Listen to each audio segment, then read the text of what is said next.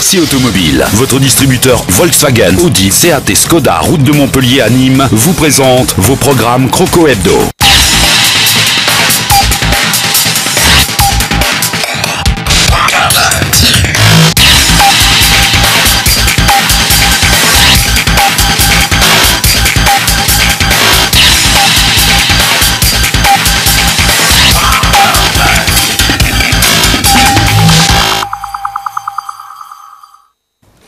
Bonsoir, bienvenue à tous, merci de nous retrouver pour ce nouveau numéro de Croco Hebdo et c'est même le 200e numéro de Croco Hebdo, la 200e comme on dit entre nous, avec le public, on peut applaudir le public fidèle de Croco Hebdo avec nos deux invités du jour, Aurélien Bosch et Anthony Cora. Merci d'être avec nous tous les deux après, il faut bien dire quand même, cette déconvenue de vendredi soir. On va revenir largement, mais pas trop, sur ce match avec nos consultants, Olivier et Patrick. Ça va les gars? Impeccable, ça va. Et puis, il est avec nous, ça va moindre des choses pour la 200e. Christophe, ça va Christophe?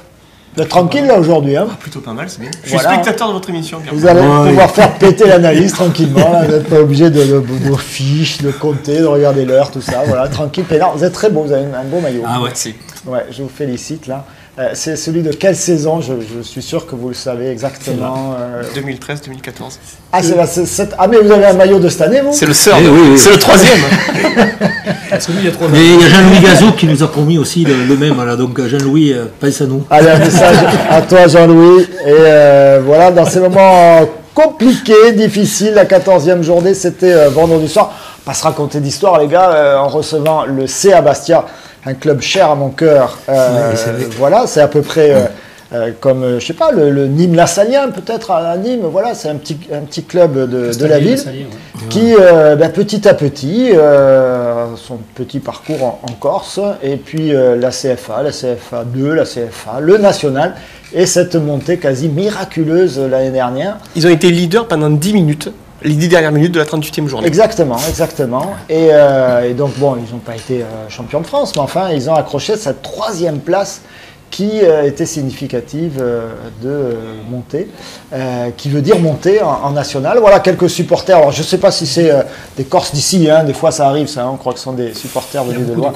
Et puis, voilà, qui sont venus avec ce drapeau. Alors, le club de Bastia, c'est évidemment le Sporting de Bastia, qui fait un beau parcours, n'est-ce pas? Merci de le souligner, messieurs, actuellement en Ligue 1. Mais il y a aussi, il faut s'y habituer, ce CA Bastia qui n'avait pas gagné un match jusque-là. Ils en étaient à combien de matchs nuls?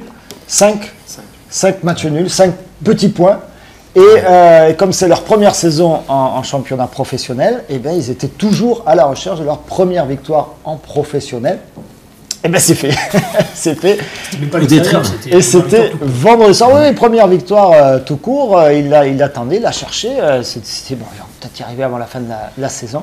Eh bien non, ils n'ont pas attendu la 38e journée. Il a suffi qu'ils viennent faire un tour aux Costières. C'était vendredi soir. Alors là, vous avez vu quelques images du CA Bastia. On va voir la composition de cette équipe avec des joueurs, franchement, les trois là, pas très connus. Hein. On va demander à Aurélien si l'on connaît. Aurélien, vous en avez croisé de ces joueurs dans votre parcours? Ouais, moi j'ai joué avec Florent Marty là, au milieu de terrain à Amiens. Donc on a joué ensemble 2 ans. Après, je connais un peu Johan Truchet, là, l'arrière droit, qui est passé par Reims.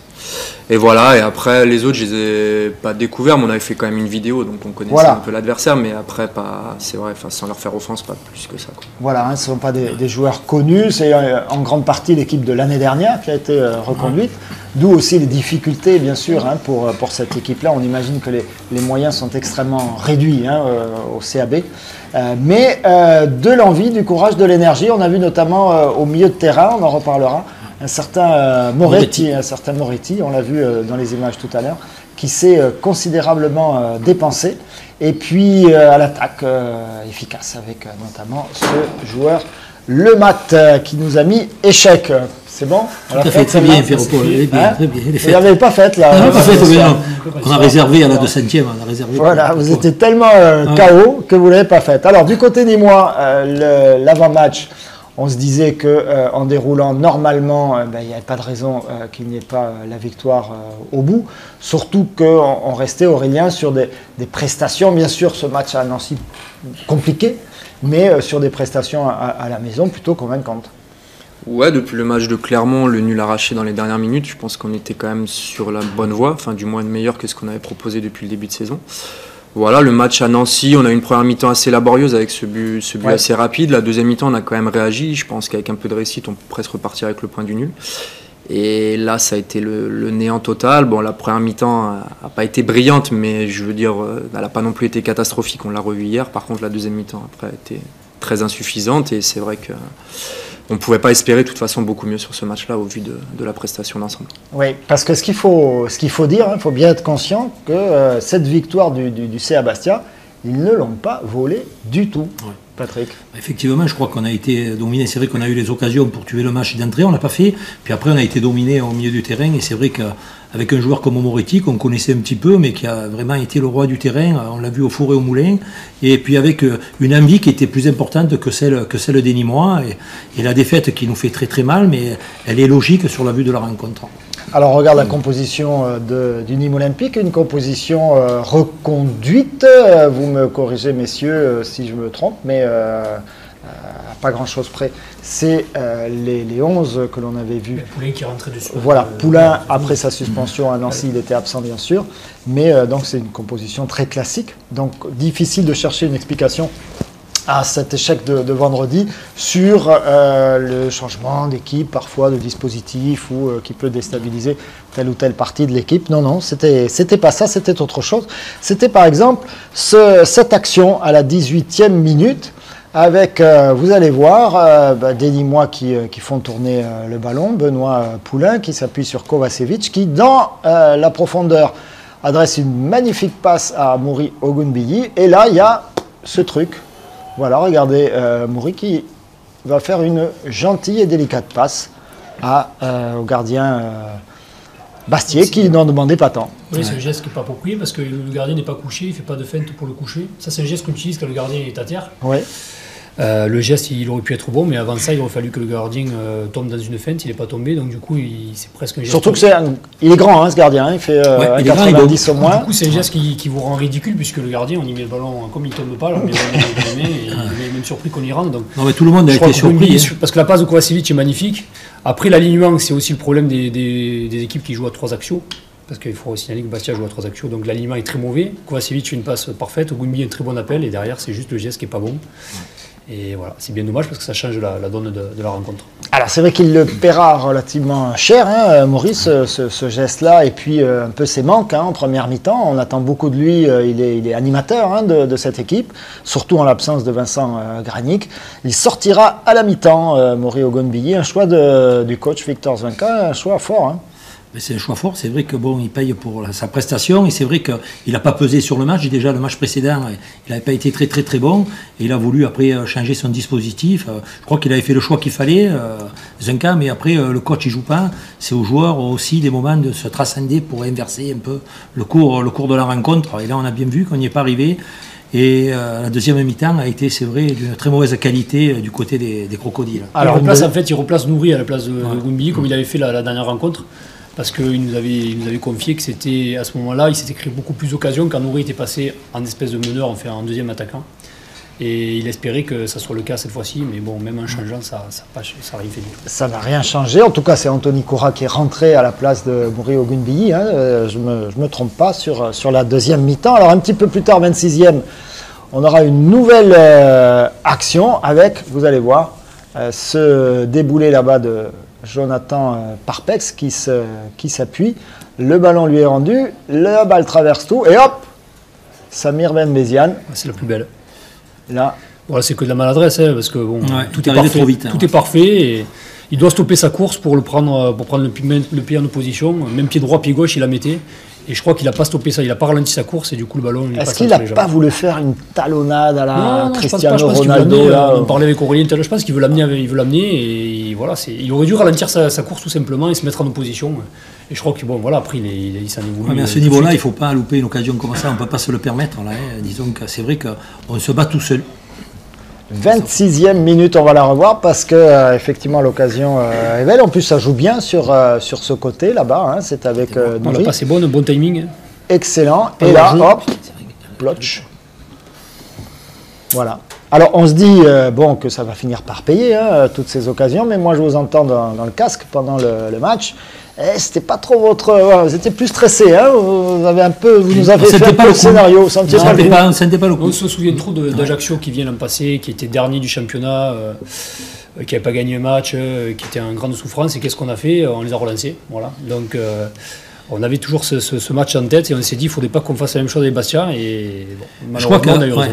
Et on n'a pas su s'adapter, il jouait à 5 derrière, et comme souvent, parce que c'est vrai que Michel Cavalli jouait souvent à 5 défenseurs, et je crois que les 3 dans l'axe nous ont posé des problèmes, parce qu'on n'a pas été assez haut, on n'a pas su trouver le juste milieu pour arriver à mettre à défaut cette défense qui n'était pas géniale, mais par notre faute, on n'a pas su trouver la brèche. Alors que paradoxalement, contre Châteauroux, avec le même système de défense, on a réussi à trouver des solutions. Ouais. Oui, enfin bon, moi je n'ai pas d'explication tellement rationnelle à cette prestation de vendredi soir. Aurélien va nous en dire peut-être un petit peu plus. On est un petit peu plus loin dans cette première mi-temps. Arrive ce qui ne doit pas arriver face à une équipe comme celle-là particulièrement regroupée, c'est qu'on prend un but. Voilà, alors c'est un corner. Ils ont eu beaucoup de corners. Hein. Et pourtant, on est au marquage. On ne peut pas dire qu'on a laissé le gars. Et franchement, il y a Poulain qui est devant, Kovacevic qui le prend derrière. Je veux dire, on est bien au marquage. Il n'y a pas de problème. On est juste battu dans le duel.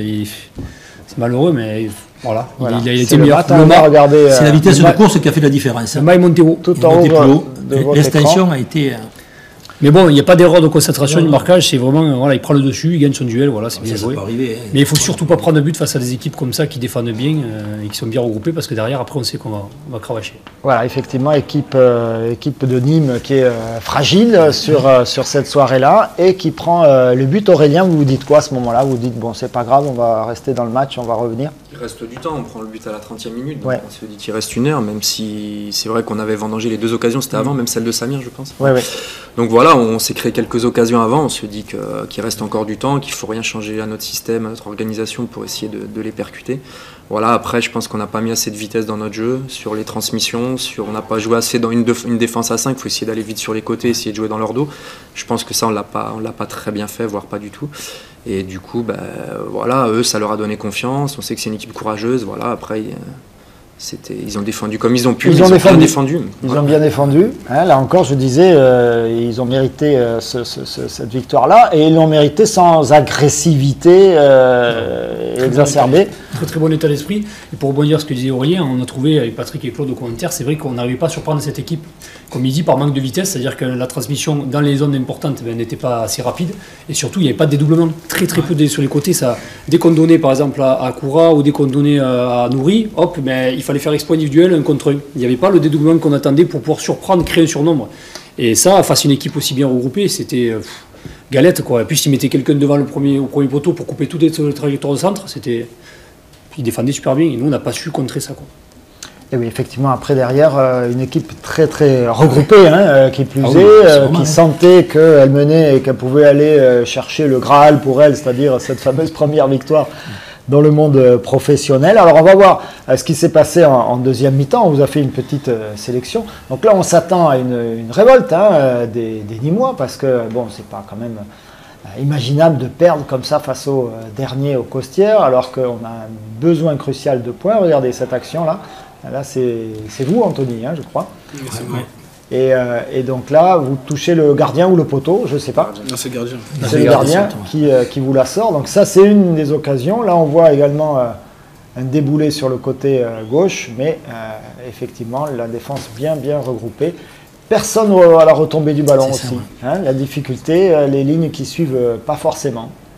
Je crois qu'il y avait plus d'envie de leur côté, c'est-à-dire qu'ils faisaient des efforts pour compenser leur manque de technicité, mais je crois que là aussi, au niveau technique, ils ont été sur ce match-là au-dessus des crocos. Après, quand tu mènes 1-0 à l'extérieur, bon, forcément. Après, tu as des ailes et on a des. Tout qui est découpé. Alors là, on voit Boubi, parce qu'il y a eu quand même le siège de cette surface bastiaise pendant une partie, surtout le dernier quart d'heure, évidemment. Mais. Là aussi, il y a une forêt de jambes, donc ça devient compliqué de marquer dans ces conditions-là. Mais tout le monde défend bien. Ils sont descendus, ils défendaient à 20-25 mètres de leur but. Et ils étaient solidaires à la grosse différence. Benoît Poulain également. Benoît Poulain a fini parce qu'à 20 centres. De Laurent Blanc. Une belle occasion encore. Dommage qu'il n'ait pas pu cadrer. Vous vous rappelez de cette occasion Trop croisé, Trop croisé. Et bizarrement, on est passé dans l'axe les 3 fois où on a été dangereux. Et pourtant, ils étaient à 3. On n'a pas su écarter le jeu sur ce match.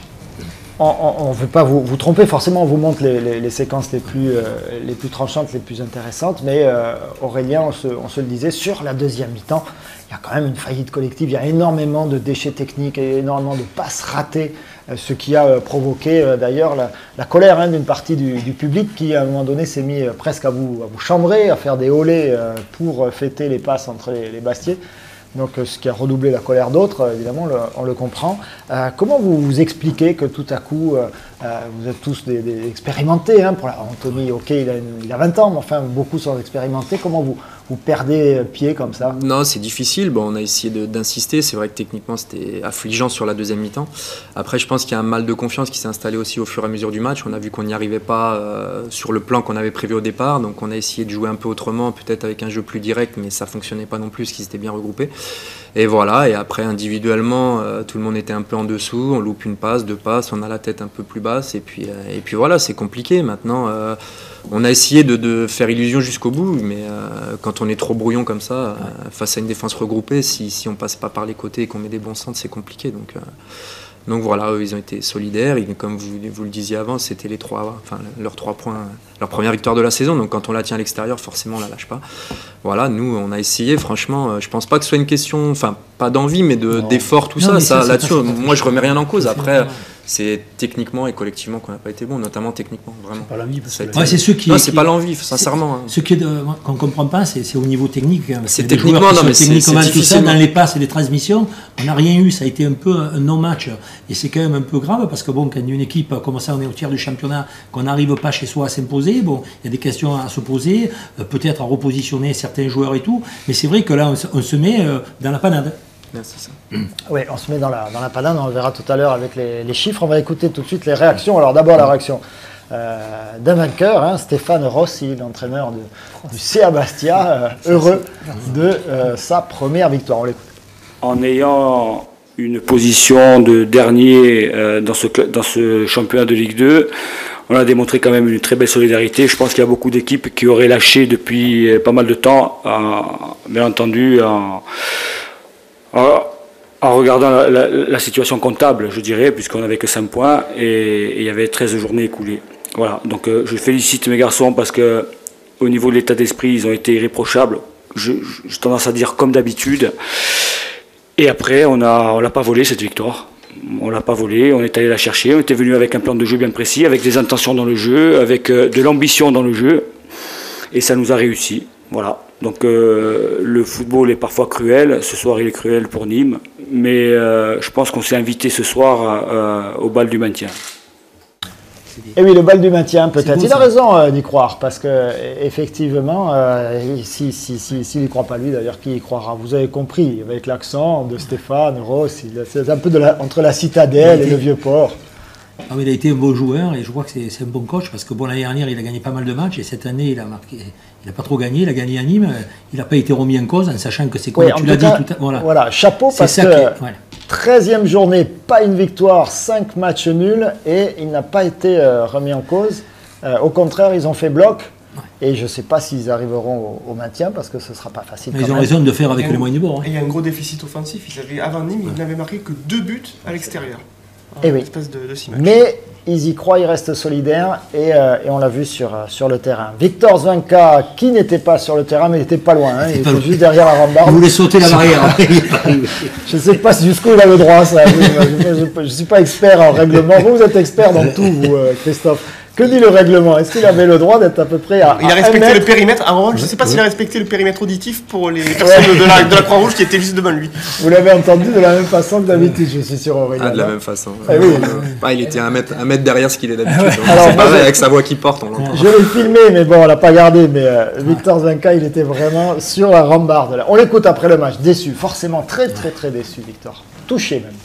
L'équipe de Bastia a été d'abord bien organisée. Et ensuite, je pense qu'ils avaient quand même un peu plus d'envie que nous. Ils ont gagné beaucoup plus de duels que nous. Donc quand tu gagnes des duels, automatiquement tu gagnes des ballons. Ils n'ont pas véritablement été dangereux, même si ils ont en première mi-temps 2 situations très dangereuses. Deuxième mi-temps, ils en ont une aussi. Mais après, c'est normal après qu'on se découvre pour essayer d'égaliser. Ça, puis après, c'est autre chose. Mais je crois quand même que bon, on a manqué vraiment de lucidité. Et sur le plan tactique, je pense qu'il y a trop de joueurs qui ont été en dessous de la moyenne. Et donc automatiquement, tu ne peux pas te procurer beaucoup d'occasions. Tu perds beaucoup de ballons, tu n'as plus de lucidité. Et donc automatiquement, tu n'es pas dangereux. Qu'est-ce qu'il vous dit depuis 3 jours, Victor Zwenka? Vous n'avez pas tout nous révélé, mais bon, Aurélien, mais bon, il vous dit quoi? Non, hier on a revu le match là, en intégralité hier après-midi.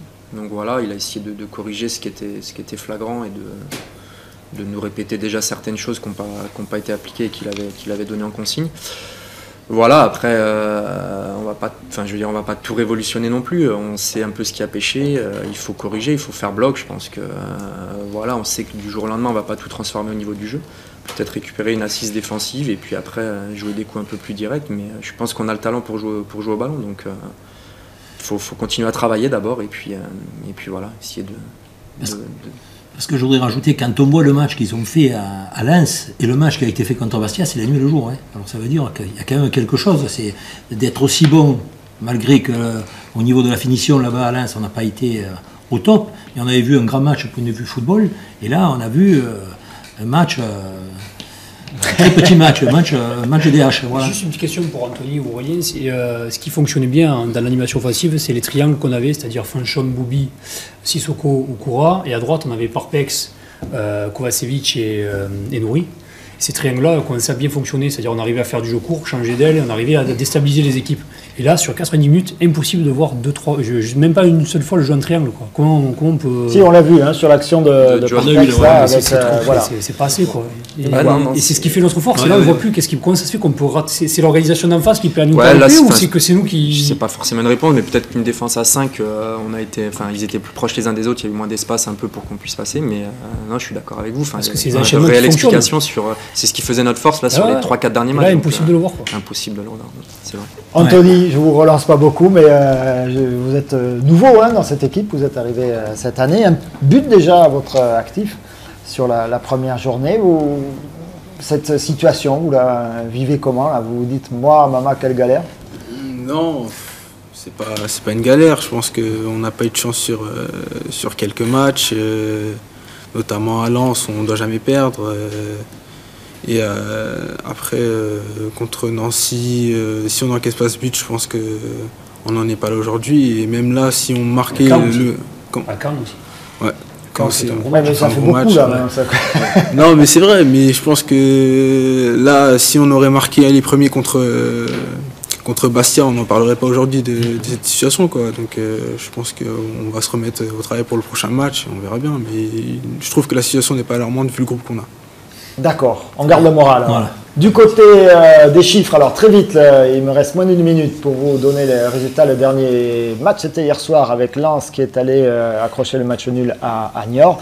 Attention, regardez, Dijon, prochain adversaire des Nîmois en Coupe de France, a perdu face à Metz. Et puis Laval est allé gagner à l'extérieur. Laval, c'est un rival direct pour le maintien. Châteauroux, par contre, a perdu également à Nancy qui continue d'aligner les bons résultats au classement. Ça nous donne le FC Metz devant avec Angers et Lérance sur le podium. Et Nîmes, donc toujours accroché juste au-dessus de la zone de relégation. Mais là, vraiment, il n'y a plus qu'un petit point d'écart. Châteauroux, Istres et Bastia derrière. Il y aura un match face à Istres qui sera peut-être déterminant dans les semaines qui viennent. On marque une courte pause.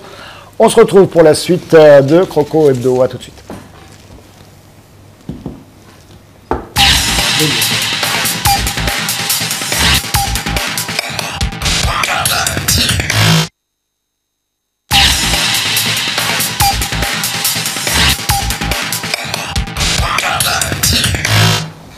Croco Hebdo, la suite avec nos consultants, nos invités. Et l'info de cet après-midi, c'est la nouvelle recrue, Abdelhakim Omrani, 22 ans, qui est passé par Metz, Nancy, Lens et Le Mans également. Voilà, on a une photo là, ici. Il est à l'entraînement, là c'est avec la tenue du Mans.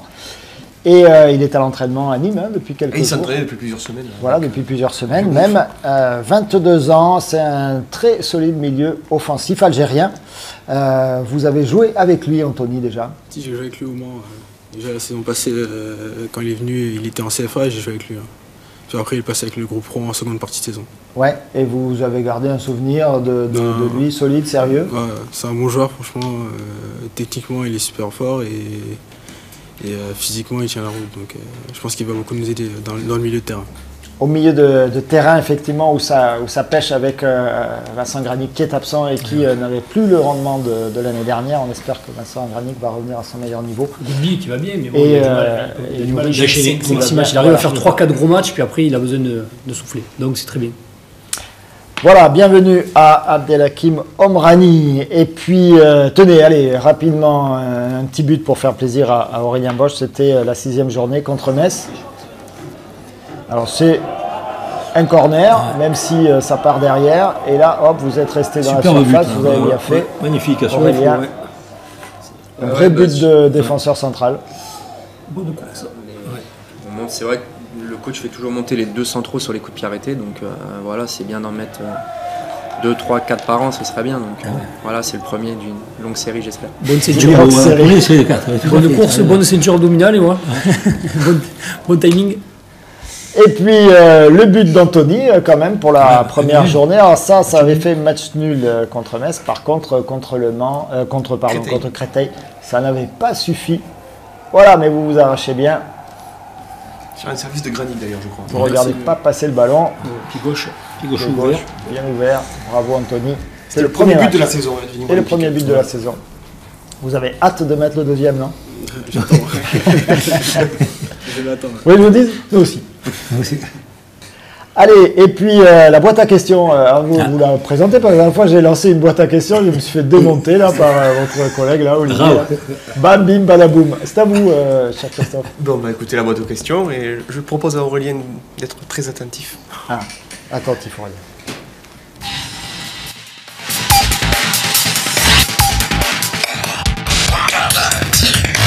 Bon alors moi j'ai une petite question pour Aurélien Bosch.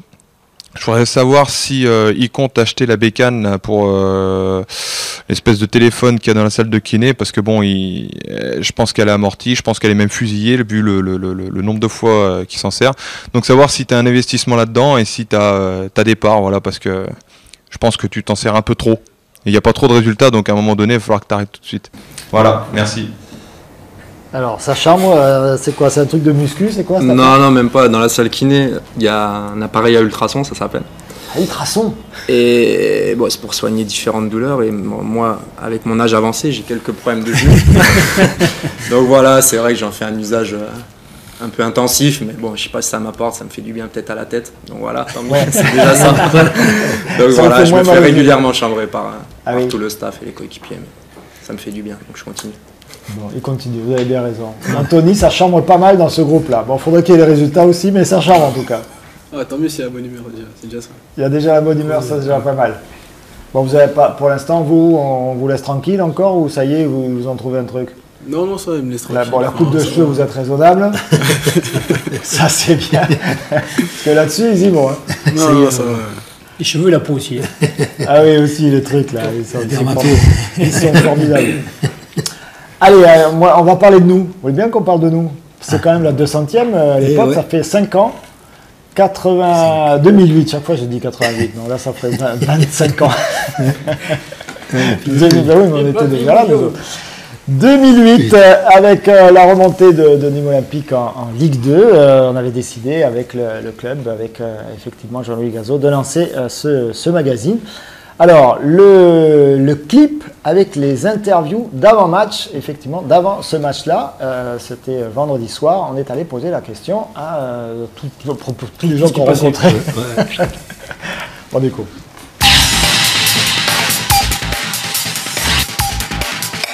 Félicitations à TV Sud et à Croco Hebdo pour sa 200e, en espérant qu'on se revoit pour la 400e.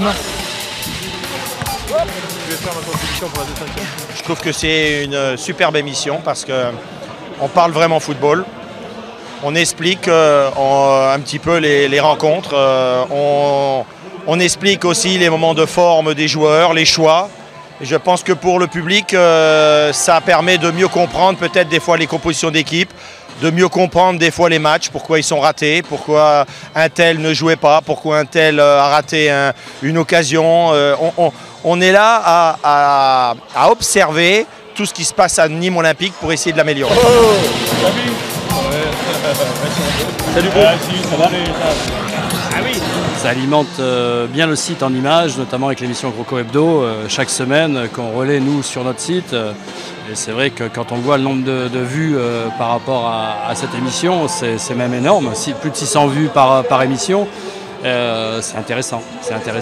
Je souhaite longue vie déjà, puis c'est toujours intéressant d'avoir une télé locale parce qu'on arrive à traiter des sujets un peu plus proches de nous, comme tout ce qui est bouvines, tauromachie, etc., qu'on ne voit pas sur les autres chaînes. Donc je leur souhaite longue vie et merci beaucoup pour toutes les belles images qu'ils nous donnent.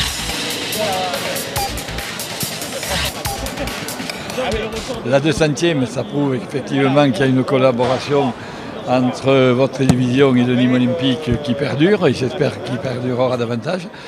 Je pense que c'est une émission qui promotionne bien le club et le football. J'espère que ça vous aide également à avoir un peu de téléspectateurs. Mais bon, ça, on ne peut que se réjouir parce que 200, c'est pas anodin quand même. Et donc, je suis très satisfait d'être devant vous pour cette 200e.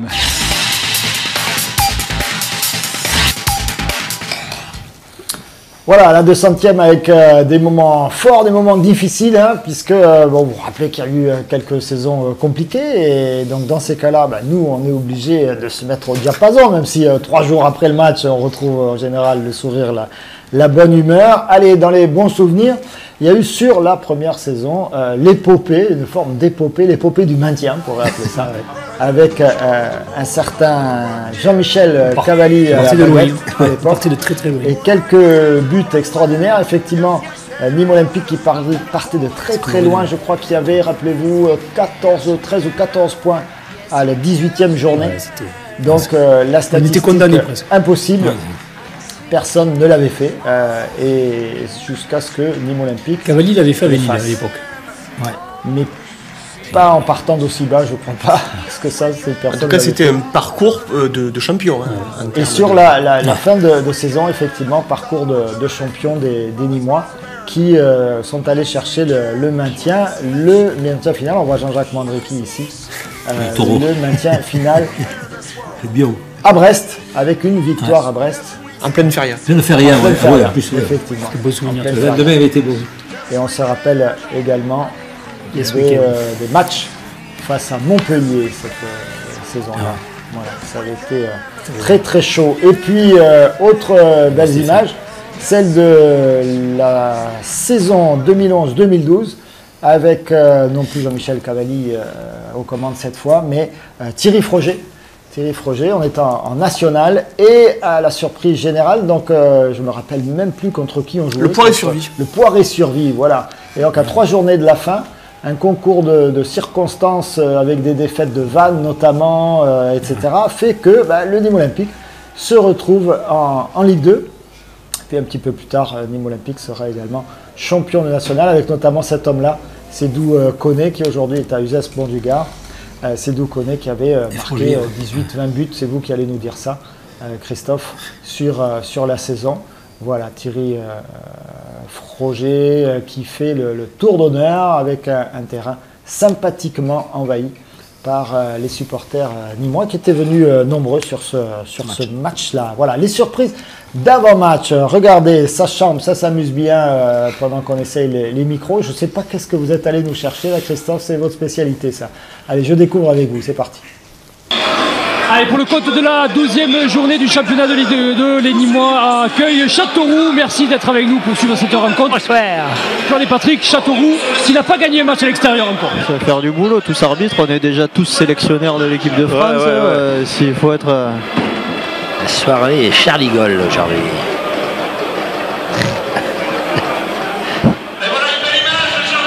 Ah oui, c'est une grande image. Ouais.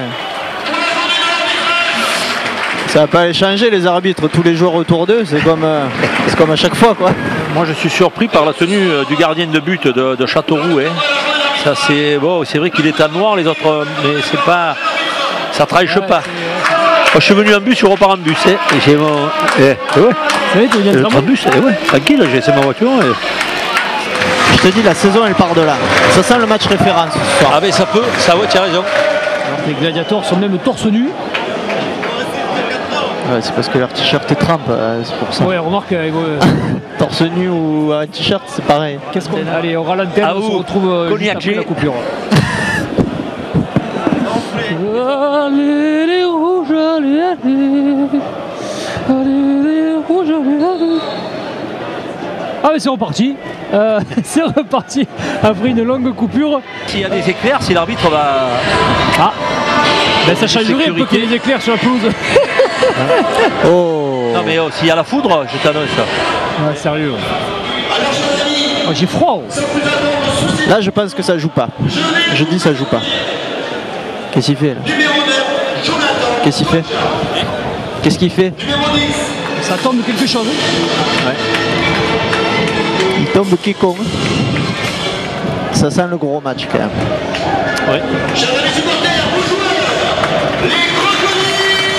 Benji. Ouais, allez les crocos. Remarque à Cannes, ça les change pas. Ouais, ouais, c'est ouais. C'est le temps de caler. Hein. Ils sont boucanés.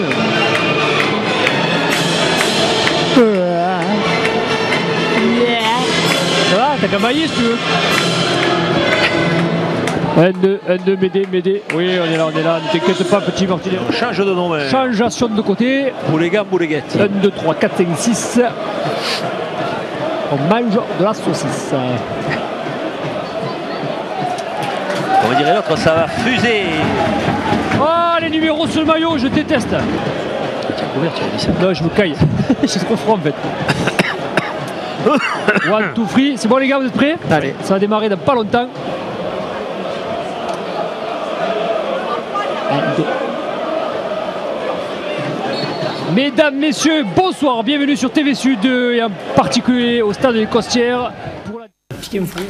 Voilà, allez, merci pour le montage Christophe et Nicolas avec cette sélection. Vous allez faire gaffe maintenant, hein, vous savez qu'on enregistre des fois. J'arrive encore, franchement c'est un montage parce que ce qui nous sort Patrick, je peux vous dire que ça vaut le coup. Mais j'enregistre pas tout. C'est hallucinant ce qu'il peut nous sortir en 2 minutes, c'est énorme. Là c'est vraiment allez, il me reste juste je voudrais associer les avant-matchs du jeudi soir de Christophe Ché, qui sont vraiment super, qui sont super bien faits. Il y en a beaucoup qui le regardent et ils sont très très intéressants. Le jeudi à 20h10 sur TV Sud Camargue Cévennes et la rediffusion le vendredi à 13h10 sur les 2 antennes. Il y a un gros travail sur les 2 antennes. Dans les archives, on est allé vous chercher 2008-2009. Regardez, on avait des belles coupes de cheveux. C'est nous, il n'y a pas si longtemps. Sadioso. Voilà, le talentueux Sadioso. Très très drôle, très amusant. Des enfants qui étaient venus faire Croco Hebdo avec nous. Festival de Pullover, là, avec Olivier et Patrick. Et puis, encore des enfants, toujours des enfants qui avaient fait un joli dessin pour le Nîmes Olympique. Voilà, c'était il y a 5 ans déjà. Ça ne nous rajeunit pas. Et puis, la sélection des Panini. J'ai pas changé, Pierre. Non, j'ai pas changé. J'ai pas changé. La sélection des Panini. Alors allez-y Christophe, c'est vous qui avez préparé cette affaire. Écoutez, on fait souvent deviner Olivier sur les photos d'anciens joueurs du Nîmes Olympique. Je vous propose de jeter un coup d'œil sur cette sélection-là. Donc là, bien sûr, il y a eu... C'est facile. Kader Firoud. René Girard, c'est facile aussi. À une époque où la moustache était très à la mode. Ouais, c'est vrai. Le pauvre Luigi Landi. Le portier du Nîmes Olympique historique, Louis Landi, sur la pelouse de Jean Bohème. Et puis un certain Victor Zonka. Ça fait toujours rire. Là, il y a un dossier, les gars. Michel Axel. Ça, c'était avec le maillot de l'Olympique de Marseille. Puis regardez ce moustachu. Patrick Chan. C'était moustache. Zan. Zan. T'as raison, ça date, c'est la 72 ans. 72, Patrick. Il y a René Girard, il y a Michel Mézy, il y a toute la première division.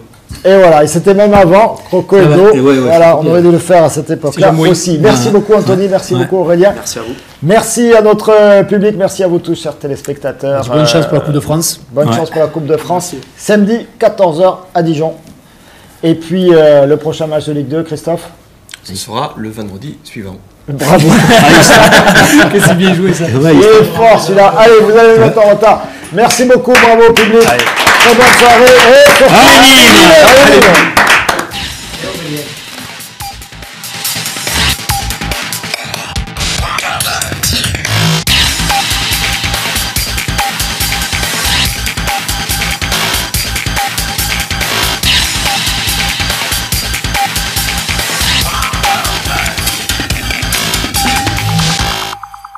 RC Automobile, votre distributeur Volkswagen, Audi, Seat et Skoda, route de Montpellier à Nîmes, vous a présenté vos programmes Croco Hebdo.